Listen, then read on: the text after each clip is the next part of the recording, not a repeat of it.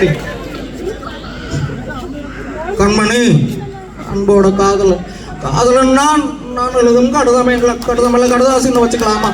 கடுதமே இருக்கட்டும், படி. கண்மணி, அன்போட காதலன் நான் எழுதும் கடிதமே. பாட்டாவே படிச்சுட்டேன். முதல்ல கண்மணி சொல்லிட்ட, பொன்மணி போட்டுக்க. பொன்மணி, உன் வீட்டு சௌக்கியமா? நான் இங்க சௌக்கியம், படி.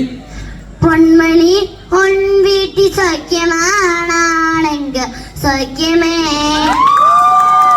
உன்னை நினைச்சு பார்க்கும் கவிதை மனசுல அருவி மாதிரி கொட்டுது. ஆனா எழுதணும் உட்கார்ந்தா எழுதுதான் வார்த்தை.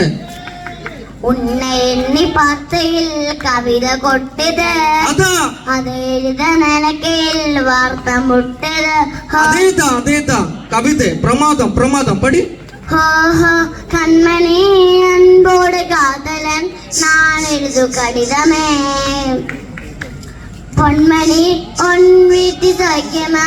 நான் இங்கு சௌக்கியமே. உன்